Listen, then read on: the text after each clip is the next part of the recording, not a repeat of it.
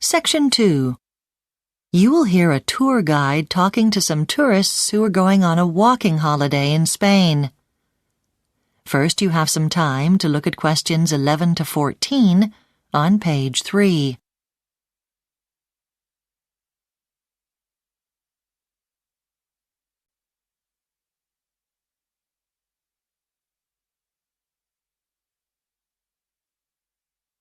Now listen carefully and answer questions 11 to 14. Well, good evening, everyone. My name's Gary Payne, and I'll be the leader for your walking holiday in Spain. And the purpose of this evening's meeting is for us all to get to know each other in advance and for you to ask any questions you may have about the holiday. So I'll begin by telling you a little bit about what to expect.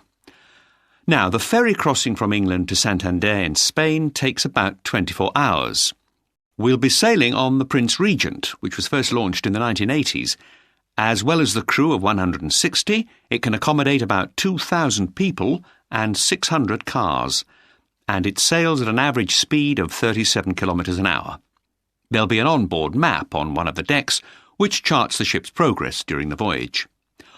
Although our minibus will be on one of the vehicle decks in the boat, access to these decks is prohibited during the crossing, so when you leave our bus, you'll have to take everything that you're likely to need with you, like toiletries or books and magazines.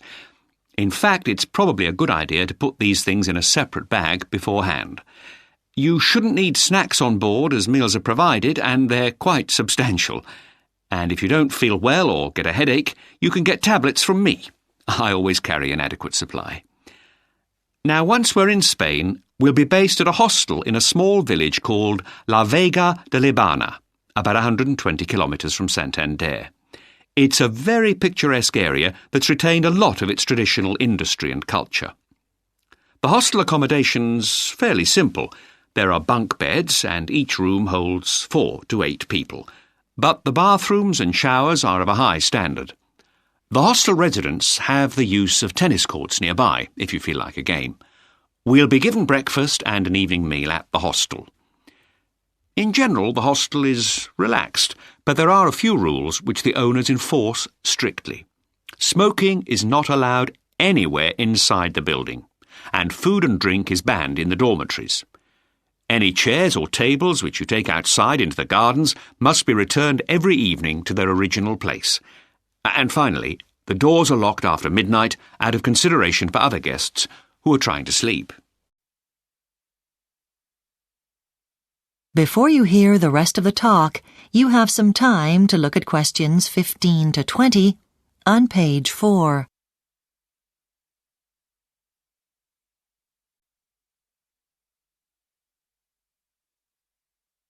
Now listen and answer questions 15 to 20.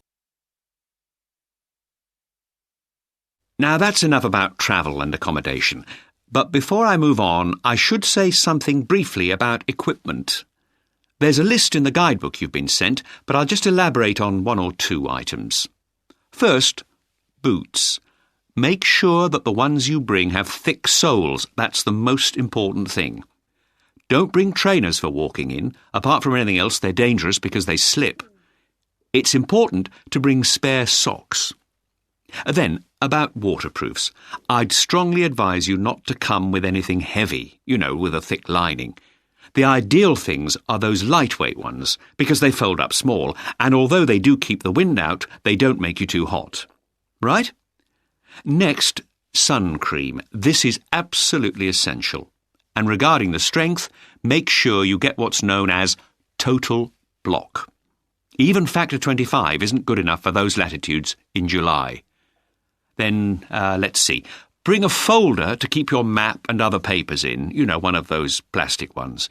It's not very likely to rain, but if it does, you'll find it soaks everything.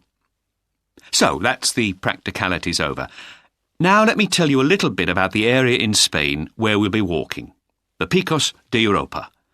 It's a very popular area for tourists because of its spectacular peaks.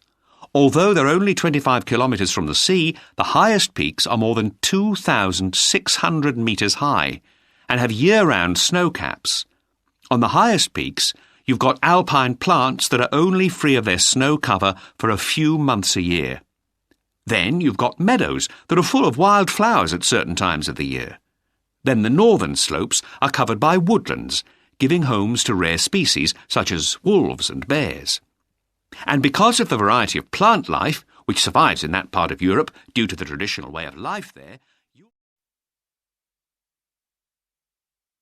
That is the end of Section 2.